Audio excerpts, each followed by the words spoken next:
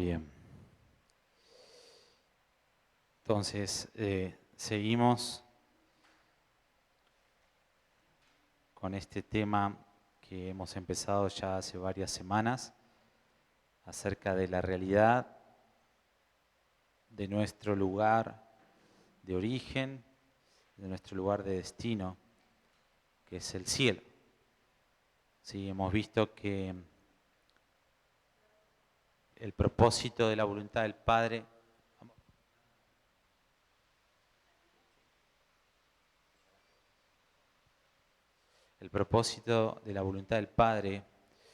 que es parte del lema de este estudio, es Efesios 1, 9 y 10, que lo hemos hablado varias veces, ¿no es cierto? Y lo sabemos de memoria, ¿no? Que Dios quiere reunir cielo y tierra en Cristo, en la dispensación del cumplimiento de los tiempos, o sea, los últimos tiempos establecidos, en el regreso de Cristo, el Padre va a unir cielo y tierra. Entonces, por eso cuando hablamos del cielo, no solamente, como hablamos la semana pasada, ¿no? El conocimiento del cielo. Tenemos que empezar con esta idea de que tenemos mucho desconocimiento del cielo, que lo único que pensamos del cielo es como cuando venimos a Cristo y nos dice, bueno, si aceptás a Jesús de tu corazón, te vas a ir al cielo. Y no podemos expandir en nada más por esta ignorancia que muchas veces tenemos del lugar de la morada de Dios y del lugar de, como hablábamos hoy, de nuestro origen y de nuestro destino, ¿sí? El cielo no solamente va a ser un lugar donde vamos, y como tienen esta imagen, el mundo tiene la misma imagen que los cristianos, ¿sí? Y es triste, pero estos términos los hemos escuchado muchas veces, decir, fui, no sé, a Hawái, fue algo celestial, fue algo majestuoso, fue como estar en el cielo, ¿no? Porque reposaron o porque descansaron, estaban panza arriba en una sombrilla, lo que sea, perdón, en una silla, con una sombrilla. Y el mundo tiene la misma información prácticamente que los cristianos, por desgracia, ¿cierto? Y creemos que el cielo va a ser un lugar en el cual etéreo, donde el cual el hombre va a reposar y ya no hay más nada para hacer, pero no. La realidad del cielo y lo que la palabra de Dios nos tiene que decir es que el cielo va a venir a la tierra, si no va a haber muerte, si no va a haber dolor, si no va a tener todo este desgaste que tenemos hoy, como hablaba Pablo, ¿no? Este cuerpo, el hombre exterior se va desgastando, pero el interior dice que se va renovando por su espíritu. Bueno, en el cielo no va a haber más eso, pero sí hay una tarea, ¿sí? Por 1000 años, y lo hemos visto en Apocalipsis, capítulo 20, que vamos a reinar. Cuando el cielo se una en Cristo, cielo y tierra, hay una tarea que vamos a tener 1000 años, y es de reinar con Cristo, y etcétera, etcétera. Preparar la tierra para la venida del Padre, y cuando venga el Padre, el tabernáculo de Dios va a estar con los hombres, y ya ahí es el final de todo. ¿Sí? Pero hay una tarea. ¿Sí? El cielo no solamente es ese lugar donde nos encontramos y reposamos y ya está, y decir, bueno, listo, se termina todo. No, es el lugar donde comienza todo para preparar la tierra, ¿sí? Cuando cielo y tierra sean unidos, ¿sí? Porque de hecho no voy a entrar en detalle, pero los santos, los que murieron en Cristo hoy en día, están descansando, ¿sí? La Biblia habla, incluso en Apocalipsis 6, habla de los mártires que están descansando de su trabajo y, bueno, y que están exclamando día y noche, ¿hasta cuándo no va a hacer justicia? Dice, y el Señor le dice, descansen un tiempo más porque se tiene que cumplir cierta cantidad de mártires, ¿sí? Y en diferentes pasajes de la palabra podemos ver de que los santos están descansando y están aguardando la manifestación del cielo en la tierra. ¿Sí? El cielo irrumpiendo en la tierra. Cristo Jesús conectando esta realidad, esta escalera que pudo ver Jacob, ¿sí? Que subían ángeles subían y bajaban, ¿sí? En este Betel. Es lo mismo que va a pasar cuando Jesucristo venga. Y es el cielo unido con la tierra, lo que habla Efesios 1, 9 y 10. ¿Sí? Entonces, es algo mucho más grande, ¿sí? Que decir te vas a morir cuando te mueras, perdón, y te vas a ir al cielo, ¿sí? Implica algo mucho más grande y es algo como hemos visto ya en semanas anteriores, hemos estudiado acerca del lugar, en Hebreos nos habla acerca de dónde nos acercamos, que es el monte, Sion, la ciudad del gran rey, la compañía de millares, es el lugar físico, ¿sí? Que hoy es físico, espiritual, pero que es real y físico, ¿sí? De hecho la palabra de Dios nos dice que desde ese lugar del que no se ve, fue hecho lo que se ve, ¿sí? Entonces es físico y es más real de lo que nosotros podemos imaginar o podemos creer. Pero en esta noche vamos a ver acerca de la importancia de tener una perspectiva bíblica del mundo y del cielo, obviamente, ¿no? Es muy importante tener una perspectiva bíblica del mundo hoy, ¿sí? Nuestra perspectiva de ver la vida de los que nos rodean, ¿sí? Hacia dónde va la historia, hacia dónde va el cosmos, ¿sí? Realmente define toda la trayectoria de nuestra vida. Si nuestra vida solamente es nazco, me reproduzco y muero, como dice la filosofía mundana, ¿sí? Entonces vamos a vivir una vida muy mediocre, una vida limitada, ¿sí? Una vida dependiendo de lo que esté frente a nosotros, ¿sí? Y eso es muy triste porque de acá a 5 años o a 5 minutos vamos a tratar de defender todo lo que tenemos a nuestro ranchito, a nuestro quinchito, y es una vida muy limitada, muy pobre y que está muy expuesta, ¿sí? A desaparecer. Pero por eso es importante tener una perspectiva bíblica del mundo, en este peregrinaje, ¿sí? Hoy, y del cielo, obviamente, porque es lo que estamos estudiando. Entonces, necesitamos entender de que cuando nosotros tenemos una perspectiva bíblica, que son filtros por el cual podemos ver a la gente que nos rodea, la iglesia local, las naciones, los presidentes, el trabajo, las circunstancias diarias que podemos vivir, nuestros hijos, nuestro hermano, lo que sea. Si nuestra perspectiva, si nuestro filtro por el cual miramos, ¿sí? Todo lo que Dios creó es bíblica, entonces estamos bien establecidos, estamos bien, vamos bien. Pero si no tenemos esta perspectiva bíblica, corremos riesgo, como les dije recién. Y es más allá de que solamente de solo esta generación o tener o poner esta era, ¿sí? Tener una perspectiva bíblica trasciende esta era porque nos ancla a la realidad por la cual fuimos creados. Dios puso eternidad en nuestro corazón, ¿sí? Y somos seres eternos si tan solo nos ponemos los lentes de la perspectiva bíblica. Entonces esto es clave porque esto lo define todo. Y Jesucristo pudo vivir en esta era, en este cuerpo carnal, ¿sí? En plenitud, ¿sí? O vivir lo máximo que se puede en las promesas de Dios. En esta era que, como hablamos una y otra vez, las promesas de Dios van a ser en plenitud cuando Jesucristo regrese. Entonces, Jesucristo pudo vivir sometido a la voluntad del Padre, que es la mejor bendición que podemos tener, ¿sí? Porque Él tenía la perspectiva bíblica. Y como hablábamos al principio de la reunión, Él tenía esta identidad sana, ¿sí? Sabía que era hijo de Dios. Mateo 3, escuchó la voz del Padre descendiendo, como el Espíritu Santo descendiendo como paloma, y la voz del Padre diciendo: este es mi hijo amado en quien tengo complacencia, a Él oír. Entonces Él tenía esta identidad de quién era en el Padre, quién era en el Espíritu, ¿sí? Y por lo tanto, esos lentes de esa identidad por medio de la palabra de Dios, por medio del Espíritu Santo que le reveló a Jesucristo, la palabra de Dios, ¿sí? Él pudo saber quién era, por lo tanto sabía de dónde vino y hacia dónde iba, ¿sí?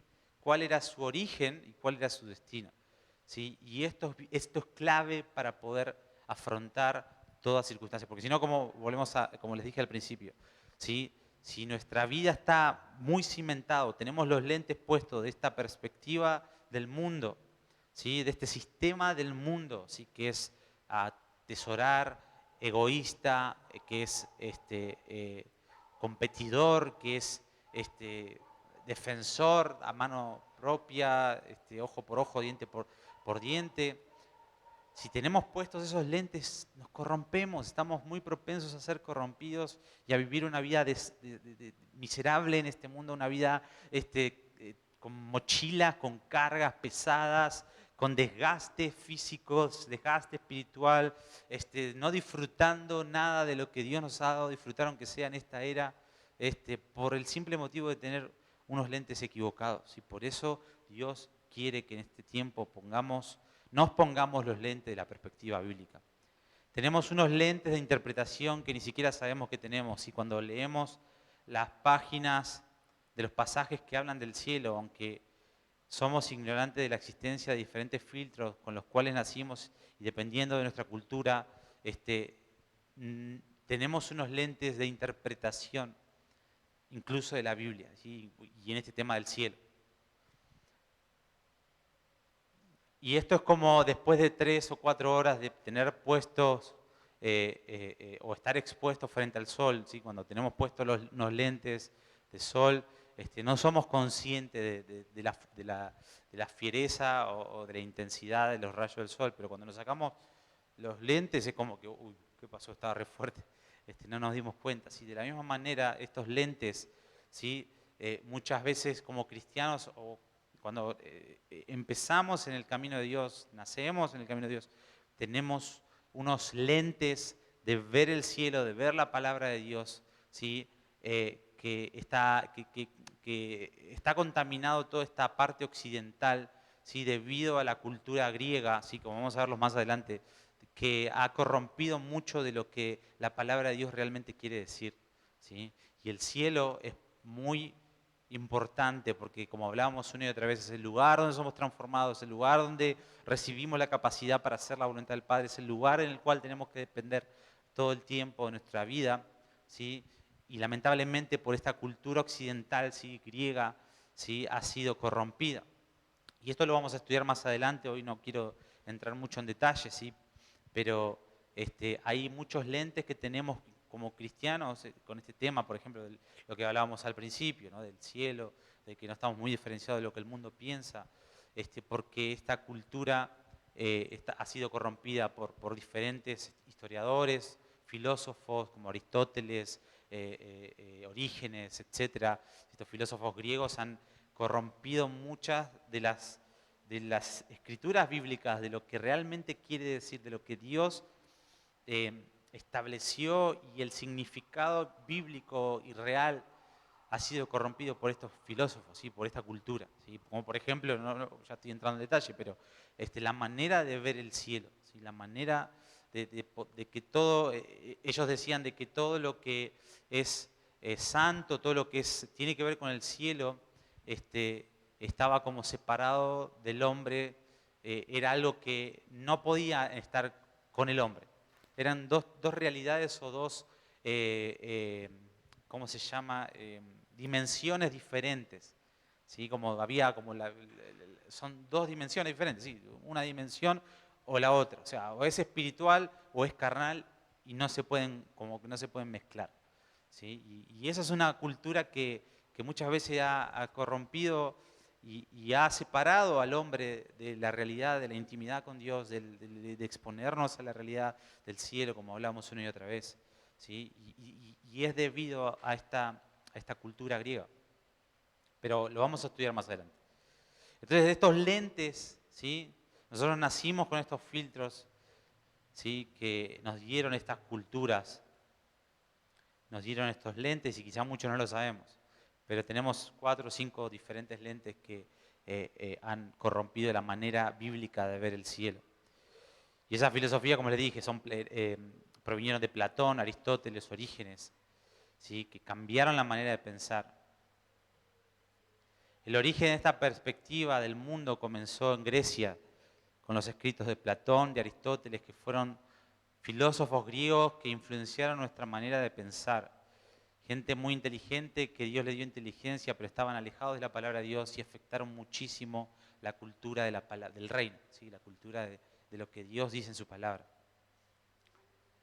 Y como le dije, vamos a tomar más adelante una clase para poder hablar acerca de esto, ¿no? Pero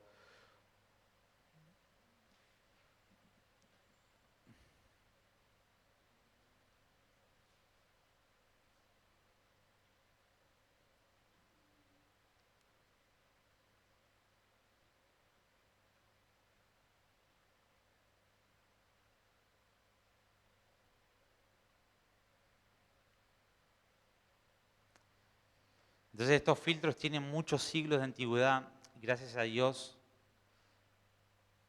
por la historia y los libros, porque vamos a ver en este estudio, vamos a retomarnos algunos miles de años atrás para poder ver de dónde provino esto y cómo se integró en el cristianismo y por lo tanto estamos heredando una manera de ver el mundo y el cielo que no es bíblica.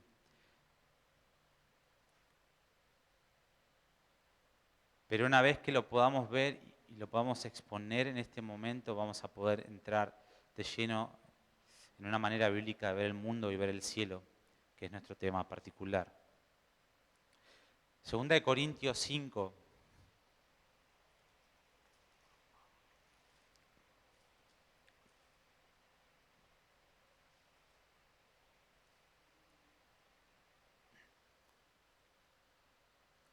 Capítulo 5, versículo 16 y 17, nos da la manera o nos pone los lentes correctos para poder ver, ¿sí?, todo lo que nos rodea, ¿sí?, incluso a nuestros hermanos, como habla acá.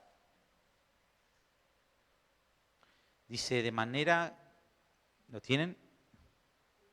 2 Corintios 5, 16 y 17 dice, de manera que nosotros de aquí en adelante a nadie conoceremos según la carne. Y aún si a Cristo conocimos según la carne, ya no le conocemos así. ¿Sí? De modo que si alguno está en Cristo, nueva criatura es. O sea, nos ponemos unos lentes diferentes. Si estamos en Cristo, automáticamente tenemos que dejar que el Espíritu Santo, como dice su palabra, nos renueve, cambie la forma de pensar, dice una versión. ¿No es cierto? Si está en Cristo, nueva criatura es. Y las cosas viejas pasaron y aquí son todas hechas nuevas. Hebreos, capítulo 1.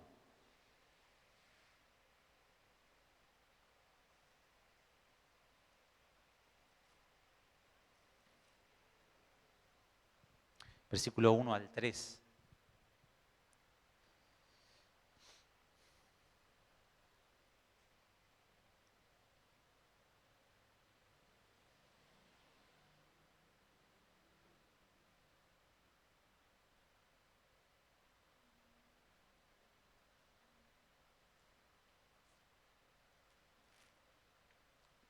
Hebreos 1, 1 al 3 dice, Dios, habiendo hablado muchas veces y de muchas maneras en otro tiempo a los padres por los profetas, en estos postreros días nos ha hablado por el Hijo, a quien constituyó heredero de todo y por quien asimismo hizo el universo, el cual siendo el resplandor de su gloria y la imagen misma de su sustancia, quien sustenta todas las cosas por la palabra de su poder. Pero acá el filtro es su Hijo, es Jesucristo.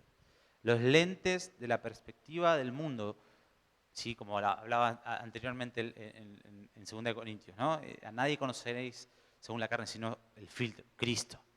Cristo es el filtro. Cristo es esos lentes que nos da la perspectiva correcta de ver, de interpretar la Biblia. Dice que nos habla por medio del Hijo, de interpretar, de ver el mundo y de ver el cielo. ¿Sí? Cristo fue la manera correcta de poder interpretar, incluso vino a desbaratar toda esta cultura griega que vino mucho antes de Cristo. ¿Sí? Cuando Grecia invade y conquista los medos persas con Alejandro Magno y después vienen todos estos filósofos, etcétera, ¿sí? Fueron los que corrompieron, pero Jesucristo vino a mostrarnos o vino a hacer la forma correcta de poder ver el mundo, de poder ver el cielo. ¿Sí? Entonces necesitamos ponernos estos lentes de la perspectiva bíblica. ¿Qué quiere decir la definición de ver el mundo? Una perspectiva del mundo es simplemente la manera en la que vemos y entendemos lo que pasa en el mundo, su significado, cómo y por qué funcionan las cosas dentro de él. ¿Sí? Entonces, vuelvo a repetir, una perspectiva del mundo es simplemente la manera en la que vemos, o sea, la que vemos lo que está a nuestro alrededor, entendemos, ¿sí? Entender lo que está pasando, una por medio de su palabra, por medio del filtro, su significado, cómo y por qué funcionan o pasan las cosas dentro del mundo. ¿No es cierto? Y yo puse un ejemplo de tener una perspectiva correcta del mundo. Es el coronavirus o los terremotos que estamos viendo hoy, o el humanismo, la maldad, cómo está creciendo, el pecado, está llegando a un colmo. ¿Qué más? El feminismo, el humanismo, la gran ramera, todo este sistema de babilónico, de levantar al hombre y quitar los absolutos de la palabra, querer diluir la palabra de Dios, querer echar fuera, como dice Salmo 2, cortar las ligaduras de la palabra, ¿sí? Entonces, esto es tener una perspectiva. Por eso, fíjense el error en el cual podemos entrar si no tenemos puestos los lentes de la perspectiva bíblica. Por ejemplo, el coronavirus. Mucha gente que no tuvo la perspectiva bíblica de lo que estaba sucediendo se corrompió, ¿sí? Se enojó con Dios, se alejó de Dios porque dice, ¿cómo puede ser que permitas? ¿No? ¿Quién sos vos para hacer? ¿Por qué mataste gente? Y tantas otras cosas por no tener puesto los lentes de la perspectiva bíblica. Y eso trae consecuencias. Trae consecuencias de enojo, de raíz de amarguras. Y su palabra dice, fíjense de que no brote ninguna raíz de amargura, porque eso puede llegar a hacernos perder la salvación. ¿Sí? Entonces, hay un riesgo muy grande, el cual tenemos si nuestra forma de ver el mundo y de ver el cielo, obviamente, no es bíblica. ¿Sí? Entonces, los que tienen la perspectiva bíblica entienden de que estamos en los últimos tiempos, de que está escrito, incluso pestilencias en Mateo 24, bien explícito, la palabra de Dios lo dice, que iba a haber pestilencia. La maldad iba a ir en aumento, terremotos, ¿sí? Señales en el clima, etcétera. Todo eso está profetizado porque estamos en los últimos tiempos. Entonces, aquellos que no tienen la perspectiva bíblica se corrompen, se dejan llevar por el sistema de este mundo que influencia temor, que influencia enojo, que influencia inseguridad, que influencia ansiedad, que influencia engaño, lujuria, lo que nos dejamos llevar por los ojos. ¿Sí? Entonces es importantísimo y Dios en este tiempo quiere ponernos unos lentes de Jesucristo para poder ver el mundo y para poder ver el cielo que estamos estudiando. ¿Amén?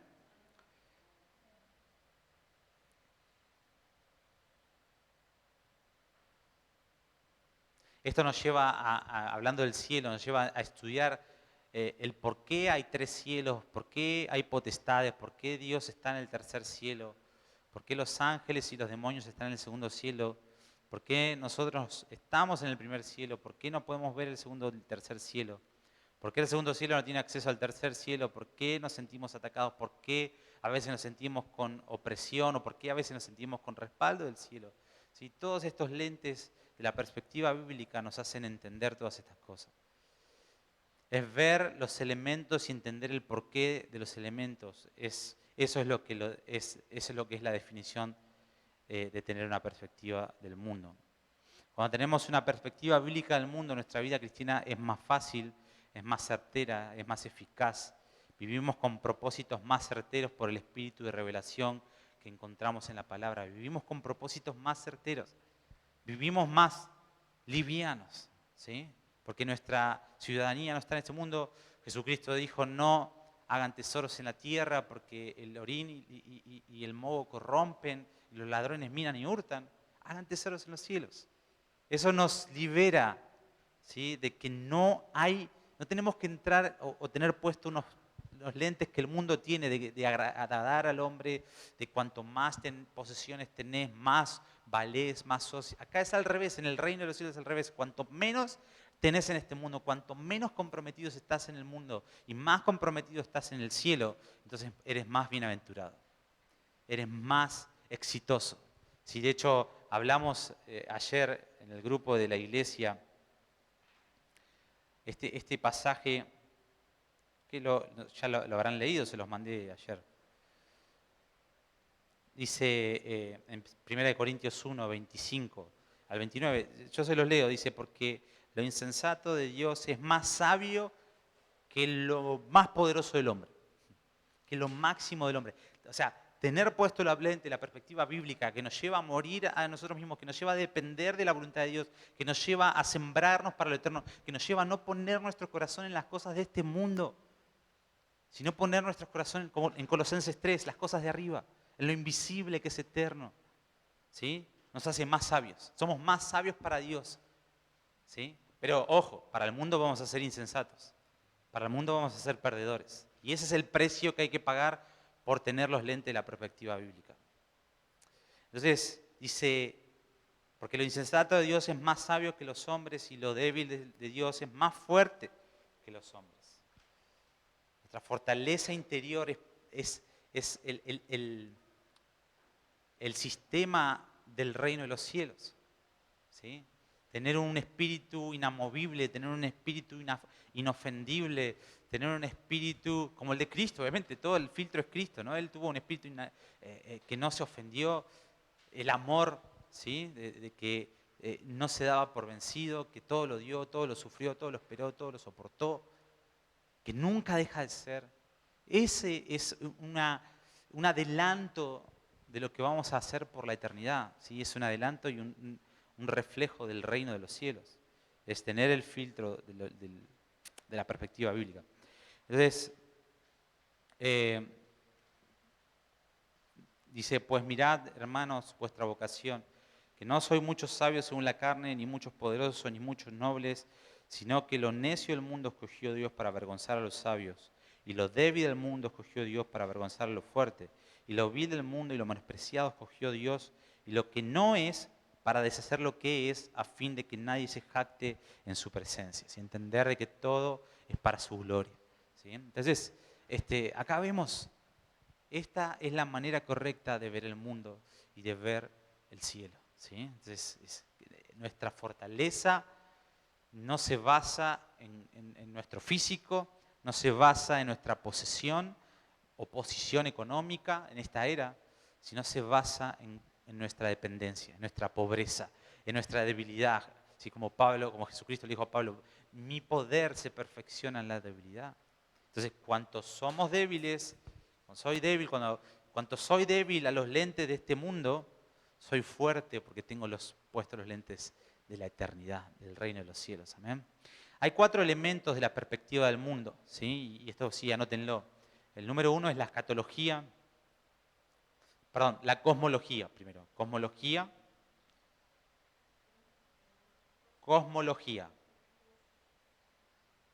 Escatología, número 2.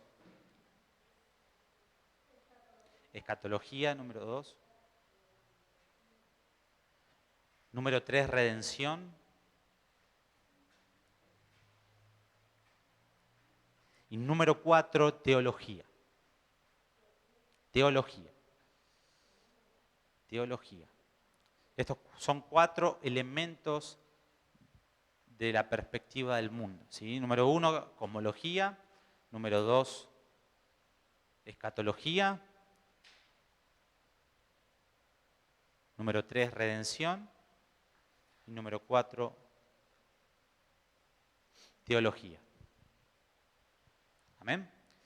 Vamos a ver el número 1, la cosmología. ¿Sí? Es el porqué de las cosas. Esto no es lo mismo que astrología. ¿Sí? Astrología es el estudio de los signos zodíacos y es algo demoníaco y es brujería y no tiene ningún sentido porque había astrólogos en la época de Daniel 2, que no pudieron ni siquiera discernir el sueño de Nabucodonosor, así que no tiene nada que ver con eso. Es el estudio del principio de todas las cosas y cómo fue el origen de todo. Esa es la cosmología, ¿sí? Cómo el origen de todo, del mundo, de los planetas, de las moléculas, de los átomos, de nosotros, el porqué. Cuál es la matriz y el porqué de las cosas que existen, ¿sí? De las que se ven, de las que no se ven, de las microscópicas, de las macroscópicas, ¿sí? Es el porqué de todo.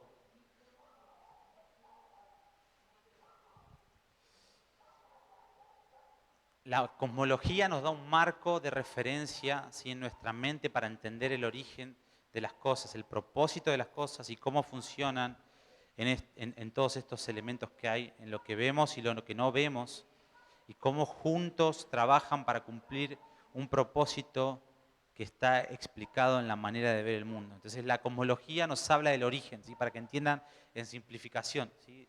Después ustedes van a ver el video y van a poder repasar todo lo que estoy diciendo.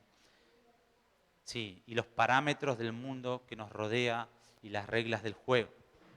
¿Sí? Y esto podemos verlo Génesis 1, 2, capítulo 1 y capítulo 2, el protoevangelio. ¿Sí? La cosmología nos muestra el diseño original, el origen por el cual fuimos creados. ¿Sí? Y el propósito lo hemos estudiado una y otra vez. ¿Sí? Muchos teólogos hablan de que en Génesis capítulo 1 y 2 son las semillas del evangelio, ¿sí? El protoevangelio es el prototipo, ¿sí?, el diseño original de Dios para la humanidad. ¿Sí? Y lo hemos estudiado acerca de que Dios creó este jardín para tener comunión con el hombre, y que el hombre iba a tener dos tareas. Número uno es tener comunión con él, y número dos, a través de esa comunión era sojuzgar la tierra, llenarla de su gloria, etcétera, etcétera. Pero era a través de una dinámica primordial, principal, vital, que era la comunión con él. O sea, la tarea principal en Génesis 1 y 2 era el hombre tener comunión con él. Ese jardín tenía que embellecerlo, limpiarlo, cultivarlo, ordenarlo para que pueda pasar comunión con Dios, y a través de esa comunión iba a poder hacer todo lo demás. Entonces, la cosmología nos muestra el origen, ¿sí?, el porqué de todo, para qué fue creado. La escatología es todo lo que estamos estudiando, ¿no?, y lo que se basa este canal de YouTube, Comunidad Depender, y lo que hacemos en este lugar, ¿sí?, que es estudiar el estudio de los últimos tiempos, el estudio de las cosas que han de venir. Hablando en el parámetro cristiano, ¿sí?, pero todas las personas, todas las culturas, todas las religiones tienen este segundo elemento, ¿sí? Nos habla del alivio, del por qué existen todas las cosas, hacia dónde van, el destino final y el destino permanente de todas las cosas, ¿sí?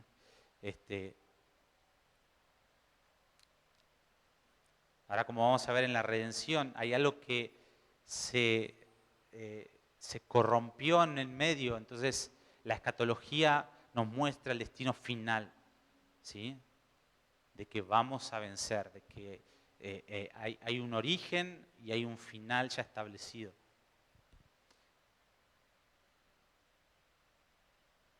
Y esto alivia la respuesta que está intrínseca en todos los seres humanos, y es: ¿por qué existo? ¿Hacia dónde voy? ¿Y cuál es nuestro destino final? Si muchos se preguntan eso, ¿qué va a pasar después de la muerte? ¿Cuál es mi destino? ¿Hacia dónde vamos? Está bien, soy joven, soy niño, bebé, niño, adolescente, joven, adulto, anciano, y después la escatología nos muestra el propósito final del hombre, ¿sí? Como cristianos sabemos que nuestro destino es Jesucristo, es reinar con Él cuando Él venga, como habla Efesios 1, 9 al 10, y lo hemos estudiado. Número 3, tenemos la redención, ¿sí?, que son los métodos o pasos a seguir para corregir algo que se corrompió. La redención o cambiar para que la escatología se lleve a cabo, ¿sí? Entonces, la redención son los métodos o pasos que tienen que corregirse o cambiar para que la escatología se lleve a cabo, o sea, para que el final se lleve a cabo, ¿sí?, el propósito, el destino final se lleve a cabo. Esto está muy pegado con la escatología, es la metodología de llevarnos del punto donde estamos hacia donde tenemos que llegar. Y sabemos que nuestra redención y nuestro camino al Padre es Jesucristo, ¿sí? Primera de Corintios, si quieren anotar, 1:30, Primera de Corintios.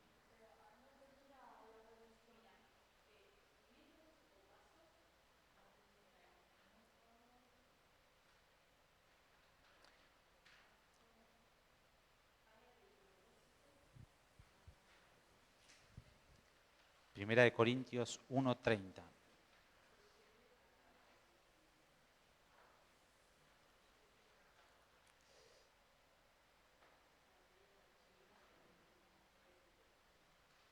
Esa es la redención. Dice 1 Corintios 1:30, más por Él estáis vosotros en Cristo Jesús, el cual nos ha sido hecho por Dios sabiduría, justificación, santificación y redención. Entonces, la redención, una vez más, es el método, la metodología para llegar a la escatología, ¿sí? Al final, a nuestro destino final. ¿Sí? La cosmología, otra vez, es el origen, algo se corrompió, tiene que entrar la redención para llegar, pero primero se nos muestra la escatología, ¿no? O sea, hacia dónde tenemos que ir. ¿Sí? Si no tenemos un mapa, si no tenemos un lugar de destino, entonces no sabemos a dónde ir. Pero gracias a Dios tenemos la cosmología, la escatología que nos muestra nuestro destino final y la redención, ¿sí? Que es el medio o el método por el cual llegamos a esa escatología. ¿Sí? El punto 3. Y por último tenemos la teología, que es el número 4. La teología une a las otras tres. ¿Sí? Une la cosmología, une la escatología y une la redención.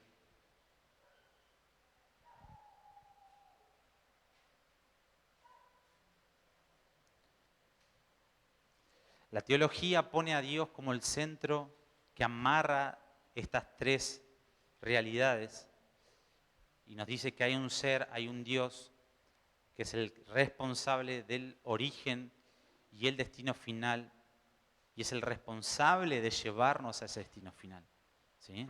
Entonces eso es lo que quiere decir la teología, nos muestra la divinidad de Dios, nos muestra que hay un ser, hay un Dios, hay alguien que preparó todo esto, pues si no, no tiene, ¿quién fue el que nos introdujo? Y muchos pueden pensar, bueno, fue una explosión, no, fue, no sé, Mahoma, los musulmanes, ¿no es cierto? No, hay un Dios que es el que preparó todas las cosas, que es el que creó todas las cosas, el que nos muestra el final de todas las cosas, es el encargado de llevarnos a ese final de todas las cosas, y por eso se reúne todo, porque es ese Dios que nos muestra su palabra por medio de la teología, que existe, que es real y que nos va a llevar hacia ese destino final. Entonces, estos elementos forman un marco de pensamiento acerca de cómo vemos el mundo y es muy importante que tengamos respuesta bíblica acerca de estas cuatro cosas porque esto nos va